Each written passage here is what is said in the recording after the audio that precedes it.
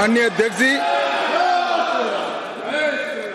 अध्यक्ष जी, मैं सबसे पहले तो आपका धन्यवाद देना चाहता हूं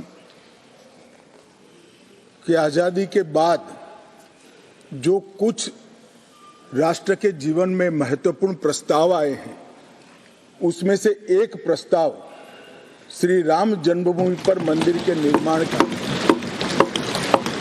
उसमें मुझे मेरे विचार रखने के लिए आपने मौका दिया, इसलिए हृदय से मैं आपका धन्यवाद करना चाहता हूं। मान्यवर, मैं देश की 140 करोड़ की जनता की ओर से भी आसन का, स्पीकर साहब का धन्यवाद करना चाहता हूं, क्योंकि जो सदन है वो नियम से तो चलता ही है।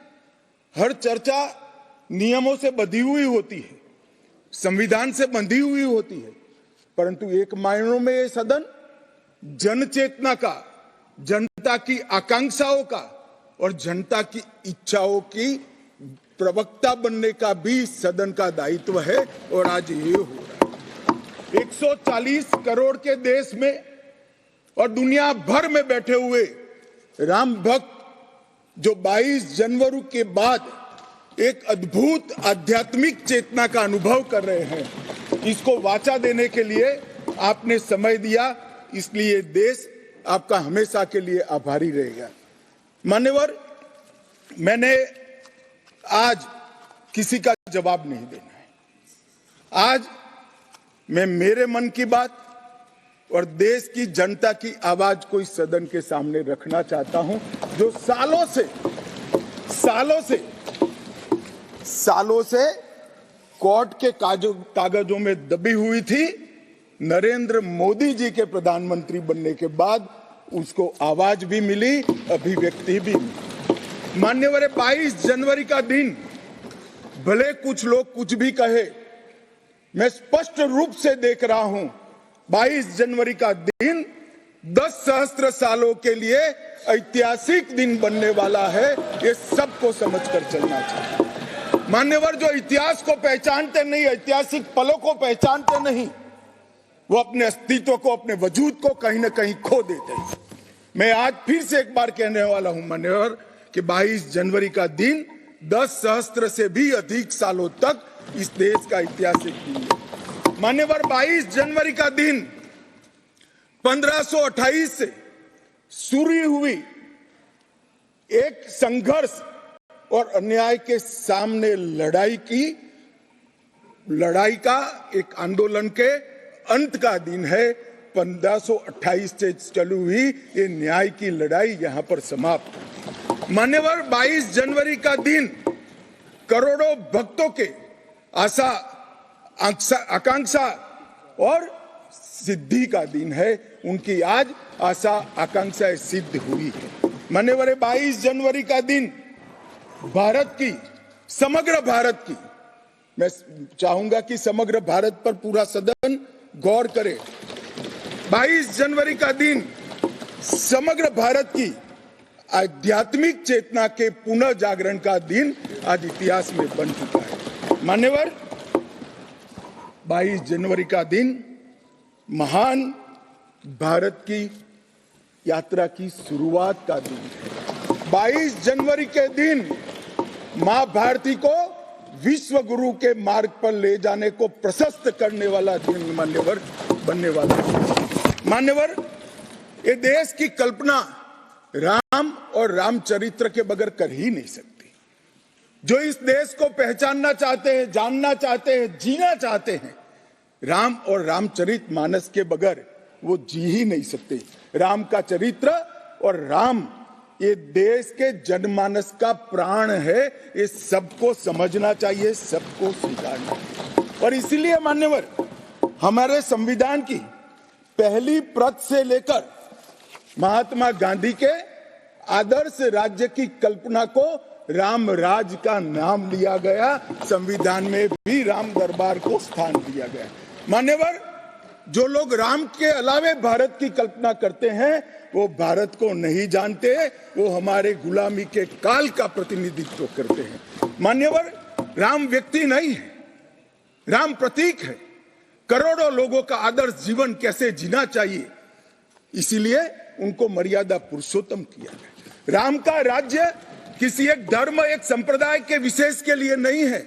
राम का राज्य, आदर्श राज्य कैसा होना चाहिए, इसका प्रतीक न केवल भारत, समग्र दुनिया के देशों के लिए बना हुआ है मान्यवर। और इसलिए मैं मानता हूं कि राम और राम के चरित्र को फिर से प्रस्तावित करने का काम 22 जनवरी को हुआ है, मोदी जी के हाथ से हुआ है। वो इस देश के लिए सौभाग्य का विषय है मान्यवर। हम सब उन सौभाग्यशाली लोगों में से हैं जो 1528 वहां पर राम मंदिर देखना चाहते हैं। पीढ़ियां चली गई, हजारों लोग, लाखों लोग शहीद हुए, संघर्ष किए, आंदोलन किए, मगर ये दिन देखना स्वप्न में नहीं आया। आज हम सब बहुत सौभाग्यशाली है कि इस देश को हम देख सकते हैं मान्यवर। भारत की संस्कृति और रामायण को अलग कर कर देखा ही नहीं जा सकता। कई भाषाओं में, कई प्रदेशों में और कई प्रकार के धर्मों में भी रामायण का जिक्र, रामायण का अनुवाद, रामायण से बनी परंपराएं और रामायण को अपने राष्ट्रीय चेतना का एक आधार बनाने का काम हुआ है। कई सारे रामायणों का उल्लेख है।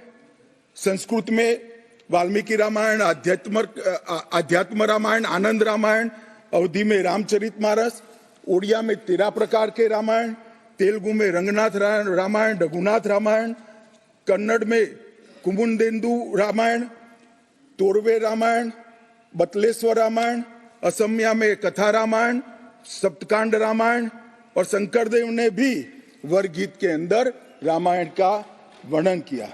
बंगला में भी रामायण मिलेगा, कश्मीर में भी राम अवतार चरित मिलेगा, बौद्ध परंपराओं में भी हनुमान जातक में रामायण का जिक्र मिलेगा, मैथिली में भी रामायण है, पंजाबी में गोविंद रामायण है। इतना ही नहीं, ओवैसी साहब चले गए, मुल्ला मसीही ने भी रामायण मसीही लिखकर सबके लिए इस आदर्श को प्रस्तावित किया है। कई सारे देशों में भी रामायण को स्वीकारा है और एक आदर्श ग्रंथ के रूप में प्रस्तावित किया है। विदेशों में नेपाल, जावा, इंडोनेशिया, कंबोडिया, तिब्बत, ये सभी देश भाषाओं में रामायण का अनुवाद भी हुआ है और उससे प्रेरणा भी ली जाती है। हमारे यहाँ आदिवासी जीवन भी एक प्रकार से अलग संस्कृति से, अलग परंपराओं से रचा बचा। उरांव में, बोडो में, संथाल में, संकाल में, बिरहोर में और छोटा नागपुर में सभी जगह स्थानीय भाषाओं में रामायण का अनुवाद भी हुआ और रामायण के आधार पर अपने जीवन को, आदर्श को बनाने का काम भी हुआ। मान्यवर, राम और रामायण से अलग इस देश की कल्पना हो ही नहीं सकती। मान्यवर, ये जो राष्ट्र की इच्छा की परिपूर्ति सम्माननीय मोदी जी के हाथ से 22 जनवरी को अभिजीत मुहूर्त में हुई है, ये लड़ाई 1528 से लड़ी जा रही है। दशकों तक ये लड़ाई चली मान्यवर, दशकों तक लड़ाई चली। लगभग 1858 से कानूनी लड़ाई चल रही है। जब से अंग्रेजों का शासन था, 330 साल के बाद कानूनी लड़ाई का आज अंत आया है और रामलला अपने गर्भगृह के अंदर विराजमान हुए हैं। मान्यवर, 330 साल के बाद और 1528 से एक लंबा जो आंदोलन चला, उसकी समाप्ति हुई है और देश की आध्यात्मिक चेतना की जागृति हुई है। मान्यवर, मैं इतना ही कहना चाहता हूं, ये आंदोलन से अनिभिज्ञ होकर कोई इस देश के इतिहास को पढ़ ही नहीं सकता। आज से नहीं, 1528 से हर पीढ़ी ने इस आंदोलन को किसी न किसी स्वरूप से वाचा दी और ये मामला लंबे समय तक अटका रहा, भटका रहा, लटकता रहा। आज मोदी जी के समय में ही इसको परवान चढ़ना था, ये स्वप्न को सिद्ध होना था और आज देश स्वप्न सिद्ध होता हुआ दिखा है। माननीय राम जन्मभूमि का जो इतिहास है ये बहुत लंबा है अनेक राजाओं, संतों, निहंगों, अलग अलग संगठनों और कानून विशेषज्ञों ने ये लड़ाई में योगदान दिया है। मैं आज ये 1528 से 22 जनवरी 2024 तक की संपूर्ण कानूनी और युद्धों की और आंदोलनों की लड़ाई को, ये सभी योद्धाओं को बहुत विनम्रता से स्मरण करना चाहता हूं। और उनकी लड़ाई जब आज समाप्त हुई है, तब मुझे विश्वास है मान्यवर, वो जहां भी होंगे बड़ी आनंद की अनुभूति करते होंगे, अपनी श्रद्धा को चरितार्थ करने की अनुभूति करते होंगे। गिलहरी के समान कई लोगों ने अपना योगदान दिया और मान्यवर, ये राम सेतु जो बनना था 1528 से 22 जनवरी 2024 तक का, ये सेतु का भूमि पूजन भी नरेंद्र मोदी जी ने किया और प्राण प्रतिष्ठा भी नरेंद्र मोदी जी किया। मान्यवर, 1990 में जब ये आंदोलन ने गति पकड़ी, उसके पहले से ही भारतीय जनता पार्टी का ये देश की जनता को वादा था। हमने पालमपुर कार्यकारिणी के अंदर हमने एक प्रस्ताव पारित कर कहा था कि राम मंदिर का निर्माण, इसको कोई एक धर्म के साथ नहीं जोड़ना चाहिए, ये देश की चेतना की पुनर्जागृति का आंदोलन है। इसलिए हम राम जन्मभूमि को मुक्त कराकर, कानूनी रूप से मुक्त कराकर वहां पर राम मंदिर की स्थापना करेंगे। अब इस देश में प्रॉब्लम क्या है साहब? जब चुनाव में घोषणा पत्र में लेते हैं तो कहते हैं चुनाव में वोट प्राप्त करने के लिए लिया, चुनावी वादा है। ये भाजपा ऐसे ही वादे करती है, 370 हो, राम जन्मभूमि हो, यूनिफॉर्म सिविल कोड हो, ट्रिपल तलाक समाप्त करना हो। अब ये कहते हैं आप ऐसे ही वादे करते हैं और ये वोट प्राप्त करने का जरिया होता है, और जब हम इसको पूरा कर देते हैं तो बड़ी खिलाफत करते हैं। मैं आज भी कहता हूं, भारतीय जनता पार्टी और हमारे नेता नरेंद्र मोदी जी मान्यवर जो बोलते हैं, जो कहते हैं, वो करते हैं। हमारी पार्टी का चरित्र है और ये कोई छिपी हुई बात नहीं है। किस चीज का आक्रोश? हम 1986 से कह रहे हैं कि हमारा भव्य राम मंदिर बनना चाहिए, संवैधानिक तरीके से बनना। कुछ लोगों ने यहां पर और बाहर मीडिया के सामने प्रतिक्रिया व्यक्त की, वो कानून की दुहाई देते हैं। मैं उनको पूछना चाहता हूं कि मान्यवर, क्या सुप्रीम कोर्ट की 5 जजों की खंडपीठ के जजमेंट से आप वास्ता रखते हो या नहीं रखते हो? भारत के संविधान से वास्ता रखते हो या नहीं रखते हो? किसी ने अगर सुप्रीम कोर्ट की अवहेलना कर वहां पर मंदिर बनाया होता तो आप कुछ भी कह सकते थे, मगर जब देश की सर्वोच्च अदालत के 5 जजों की खंडपीठ ने, और जिसकी अध्यक्षता स्वयं चीफ जस्टिस ऑफ इंडिया और आने वाले 4 चीफ जस्टिस कर रहे थे, ऐसी महत्वपूर्ण बेंच ने जब ये निर्णय लिया, तब आप कैसे कन्नी काट सकते हो? मान्यवर, निर्णय पसंद हो तो स्वीकार कर लेना, सुप्रीम कोर्ट का सम्मान करना, और कोई निर्णय पसंद ना आए तो सुप्रीम कोर्ट के भी बड़ा बूढ़ा करना, ये ठीक नहीं है। मान्यवर, सुप्रीम कोर्ट के निर्णय ने आज पूरी दुनिया में भारत के पंथ निरपेक्ष चरित्र को उजागर किया है। दुनिया में एक भी देश ऐसा नहीं है जहां बहुमत समाज ने अपनी आस्था का निर्वहन करने के लिए इतनी लंबी कानूनी लड़ाई लड़ी। हमने राह देखी है, सुप्रीम कोर्ट में लड़ाई लड़ी, और सुप्रीम कोर्ट का जजमेंट आने के बाद वहां पर आज भव्य राम मंदिर बना है। मान्यवर, जो बोल रहे हैं उनको भी सब मालूम है कि क्यों बोल रहे हैं। मैं आज फिर से कहना चाहता हूं, हमारे गुजरात में एक कहावत है, हवन में हड्डी नहीं डालनी चाहिए।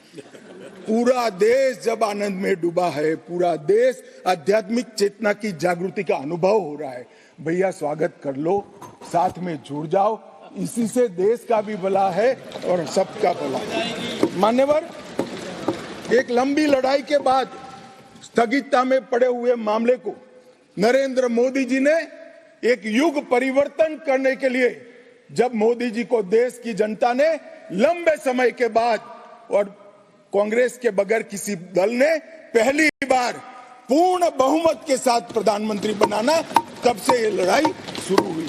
मान्यवर 14 से 19 तक राम जन्मभूमि मंदिर की लड़ाई चली, उसका ट्रांसलेशन हुआ, सालों लगे, लाखों पेज का अनुवाद हुआ, अनुवाद होकर कोर्ट के सामने गया, बीच में चुनाव आ गया, कोर्ट ने माना कि चुनाव के वक्त फैसला देंगे तो इसको शायद अलग दृष्टि से देखा जाएगा, कोई बात नहीं। चुनाव के बाद फिर से मोदी जी आ गए और फिर केस चला और अंततोगत्वा जब कोर्ट ने न्याय किया तब 5 अगस्त 2020 को 19 को मोदी जी ने इसकी नींव रखकर इसकी शुरुआत। मान्यवर, ये जो 20 से 24 की यात्रा है, वो 20 से 24 की यात्रा भी समझनी चाहिए।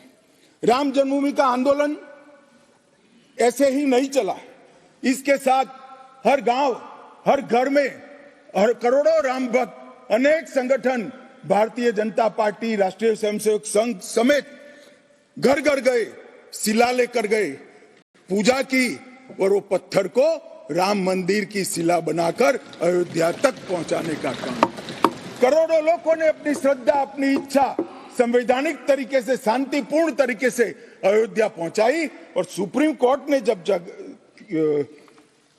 जजमेंट दे दिया, निर्णय दे दिया, तब जाकर राम मंदिर के निर्माण की शुरुआत हुई।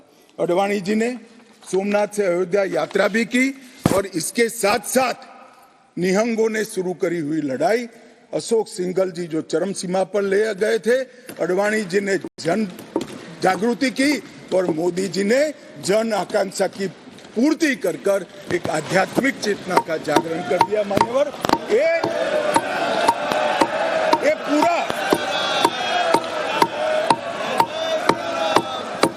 पूरा आंदोलन मान्यवर जब भी दुनिया का इतिहास लिखा जाएगा एक डेमोक्रेटिक वैल्यू के रूप में देखा जाएगा कि कोई एक देश अपने बहुमती समाज की धार्मिक विश्वास की पूर्ति के लिए इतने समय धैर्य रखकर सुप्रीम कोर्ट में गुहार लगाता रहे और सुप्रीम कोर्ट के जजमेंट आने के बाद सौहार्दपूर्ण वातावरण में इसकी पूर्ति हो। मान्यवर, ये बहुत बड़ी बात है और मैं मानता हूं मान्यवर कि ये मोदी जी के नेतृत्व के बगैर संभव नहीं था।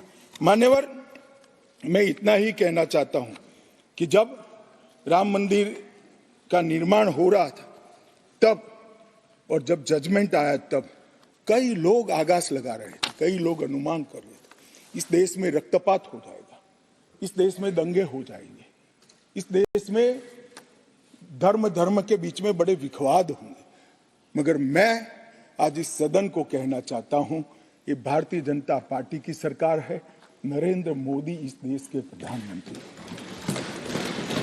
कोर्ट के जजमेंट को भी जय पराजय की जगह सबकी मान्य न्यायालय के आदेश में परिवर्तित करने का काम मोदी जी के दूरदर्शी विचार ने।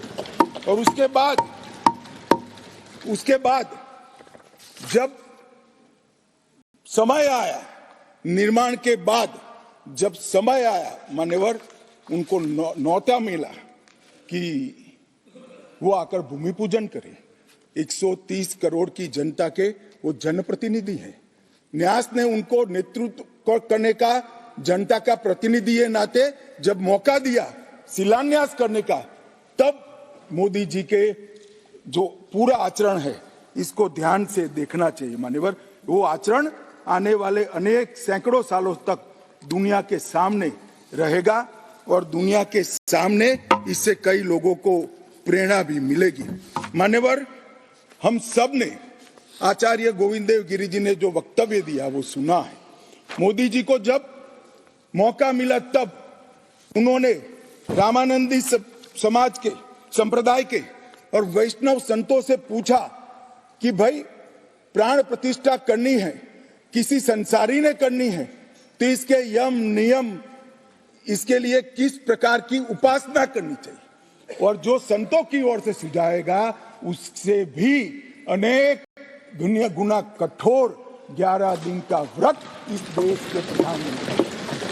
मान्यवर, 11 दिन तक सैया पर नहीं सोना, 11 दिन तक केवल नारियल पानी के साथ उपवास करना, 11 दिन तक पूरा समय राममय, राम भक्ति में रचे बसे रहना और पुरुष जीवन की उस वक्त की हर सांस को राम के साथ जोड़कर राममय बनकर प्राण प्रतिष्ठा करना। मान्यवर, ये 11 दिन में मां सबरी, गिलेरी, वानर, भालू, जटायु, ये सब के साथ जुड़े हुए देश भर में जो राम के स्थान थे, वहां जाकर राम के काज के लिए गिलेरी जैसा भी योगदान देने वालों को श्रद्धा पूर्वक प्रणाम करने का काम प्रधानमंत्री। राम मंदिर का जब भूमि पूजन का समय आया, कोई पॉलिटिकल नारे नहीं लगाए, ना मोदी जी ने इसका नेतृत्व पॉलिटिकली किया, ना हमारी पार्टी ने किया।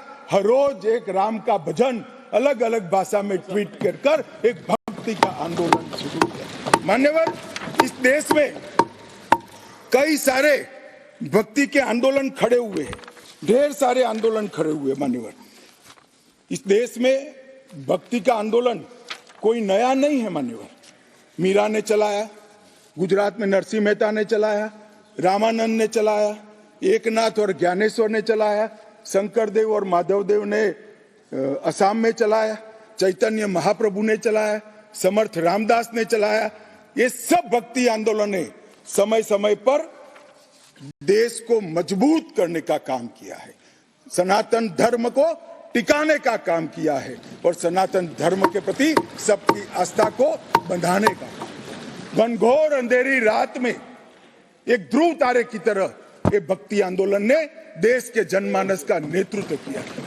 भारत के ही छोर में 10 सिख गुरुओं ने अनेक प्रकार के बलिदान, एक दशम पिता ने तो अपना सर्वस्व दान कर दिया।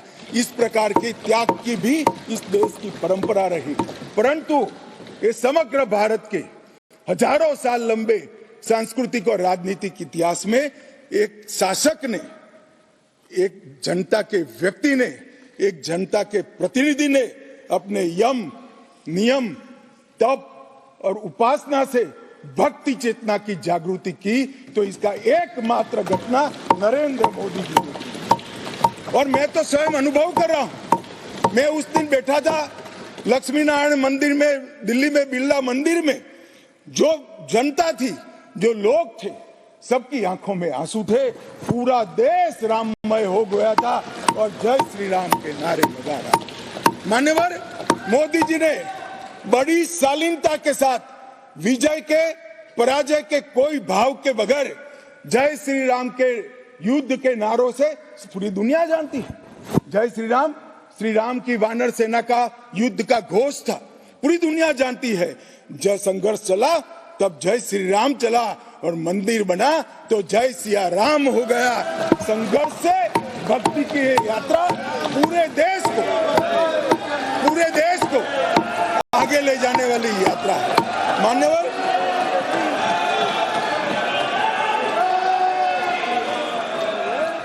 इतने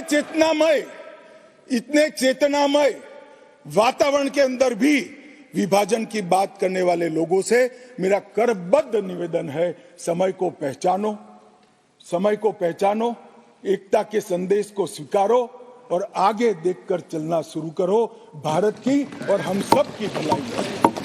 मान्यवर, ये बहुत बड़ा संदेश मोदी जी ने दिया है और मैं फिर से एक बात कहना चाहता हूं, जिसने संन्यास्त नहीं लिया है, जो सन्यासी नहीं है, जो किसी पंथ संप्रदाय का उपदेशक नहीं है, ऐसा व्यक्ति और जो देश का शासक है, प्रधानमंत्री है, प्रधान सेवक है, ऐसा व्यक्ति आध्यात्मिक चेतना, भक्ति की चेतना खरीद है। ये दुनिया में ऐसी मिसाल शायद ही कहीं नहीं मिली। मान्यवर, मैं ये जरूर कहना चाहता हूं, इस सदन में खड़े होकर गौरव के साथ कहना चाहता हूं कि मोदी जी मेरे नेता है, मेरे पार्टी के नेता है, मेरे पार्टी के प्रमुख नेता है। मान्यवर, मोदी जी ने एक ऐसा नेतृत्व दिया जिसने अनेक समय पर नेतृत्व के गुण क्या होते हैं इसका परिचय देने का काम किया।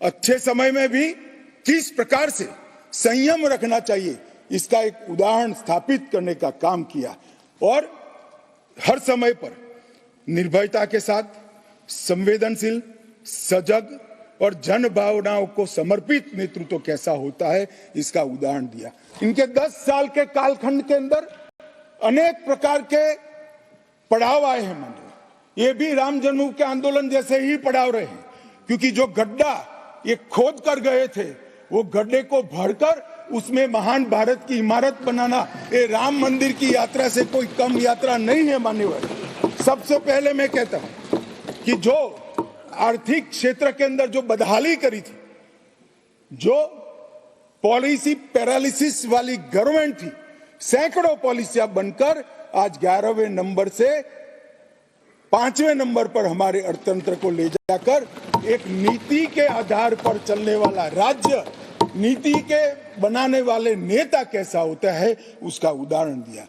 कोविड आया तो भयभीत हुए बगैर, सरकार की मशीनरी कम पड़ जाएगी, जब तक ये आंदोलन पूरा देश नहीं लड़ेगा इससे हम नहीं लड़ पाएंगे, वो जानते हुए एक मोर्चे पर वैक्सीन का इनोवेशन का काम चालू रहा, दूसरे मोर्चे पर हेल्थ इंफ्रास्ट्रक्चर का अपग्रेडेशन का काम चालू रहा, तीसरे मोर्चे पर हर गरीब के घर में अनाज पहुंचाने का काम चालू रहा, चौथे मोर्चे पर जो कोविड के दर्दियों की शुश्रूषा कर रहे थे उनका नेतृत्व करने का काम चालू रहा, और 5वें मौके पर जनता कर्फ्यू, दिया जलाना, थाली बजाना, हंसने वाले आज रोड पर घूमते हो गए, उनको मालूम नहीं है पूरी दुनिया मोदी जी के संवेदनशील और समग्रता से भरे हुए नेतृत्व को आज स्वीकार।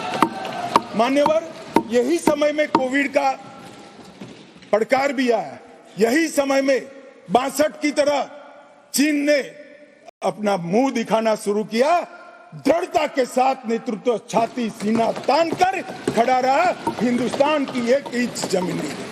कई बार हुआ था इसी समय में पूंछ और पुलवामा में हमला हुआ, सर्जिकल स्ट्राइक और एयर स्ट्राइक कर नेतृत्व की वीरता का भी परिचय दिया और घर में घुसकर जवाब देने का काम किया। हजारों बच्चों जब परीक्षा के वक्त आत्महत्या करते थे, ट्रेस में आते थे, मनोरोग के शिकार बनने थे, एक पिता की तरह एक प्रजावात्सल नेतृत्व का परिचय देते हुए प्रजा परीक्षा पे चर्चा की भी बात, और जब मौका राम मंदिर का आया तब एक सन्यासी की तरह, एक भक्त की तरह गौरवपूर्ण तरीके से आध्यात्म को जागरूक करते हुए आध्यात्मिक चेतना का जागरण करने का काम भी नरेंद्र मोदी जी ने किया। मैं इसलिए कहता हूं कि बहुत लंबे समय से इस देश को ऐसे नेतृत्व की जरूरत थी। 70 साल तक, 68 साल तक देश ऐसे नेतृत्व में भटकता रहा, लटकता रहा। 130 करोड़ की जनता ने मोदी जी को चुनकर एक सर्वगुण संपन्न नेता को चुनकर देश की सभी चुनौतियों को समाप्त किया। मान्यवर, मैं आज आपके माध्यम से ये मैं कहना चाहता हूं, ये राम मंदिर का निर्माण, और राम मंदिर में रामलला की बाल प्रतिमा, मनोहरी दृश्य, आंख बंद कर देते तो सामने वो प्रतिमा दिखाई पड़ती। इतनी मनोहरी प्रतिमा बनाने का काम हुआ और उसकी प्राण प्रतिष्ठा भी हुई। मान्यवर, एक प्रकार से समग्र भारतीय संस्कृति को मोदी जी के माध्यम से एक अभिव्यक्ति का काम है। मान्यवर, राम का जीवन ही अपने आप में परिपूर्ण जीवन।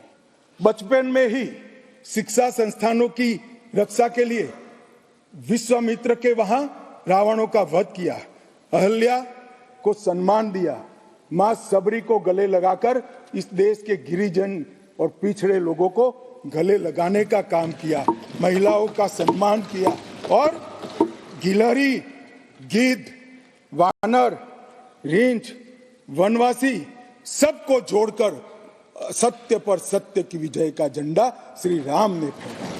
और मोदी जी ने जब ये अयोध्या बन रही है, ढेरों लोगों ने, मैं आज सबके बीच में कहने से मेरी आपको अपने आप को रोक नहीं सकता, ढेरों लोगों के प्रस्ताव कि अयोध्या के इंटरनेशनल एयरपोर्ट को श्री राम का नाम दिया जाए। बड़ा लोक लुभावन प्रस्ताव, परंतु मोदी जी ने महर्षि वाल्मीकि का नाम देना। सारे मौकों पर दशरथ का, सीता माता का चौराहे पर नाम देने का प्रस्ताव आया था। मोदी जी ने कहीं जटायु को रखा, कहीं गिलहरी को रखा, कहीं हनुमान को रखा। मान्यवर समग्र समाज साथ में लेने का काम किया। मान्यवर, ये जो मंदिर बना है उसके निर्माण में भी पूरे समाज को साथ में रखने का काम किया गया है।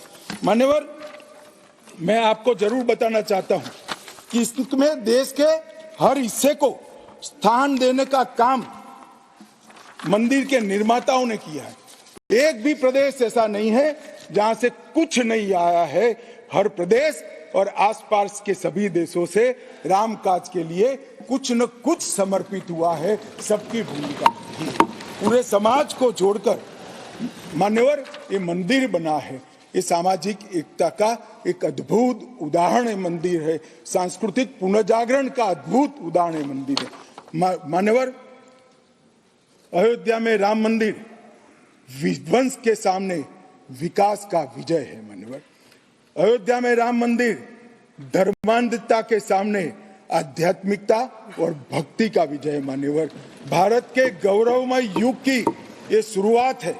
आत्मनिर्भर भारत और विकसित भारत का रास्ते का प्रशस्तीकरण का पॉइंट है और भारत माता को विश्व गुरु बनाने के रास्ते की मान्यवर शुरुआत है। मैं जरूर मानता हूं कि सालों से, सदियों से इस देश के प्रेरणा पुरुष रहे, जिनके चरित्र से न केवल इस देश पूरी दुनिया संदेश लेती है। ऐसे प्रभु श्री राम को मूर्ति का अपने निज घर में स्थापन से इस देश का जो नया युग शुरू हुआ है ये बहुत शुभांकर होगा और आने वाले दिनों में 2024 में भी मोदी जी के नेतृत्व में यहाँ सरकार बनेगी और ये शुभांकर शुरुआत हुई है, उसको गंतव्य स्थान पर ले जाने का काम करेगी। मान्यवर, मेरा बहुत बहुत धन्यवाद। मेरे शब्द और विचार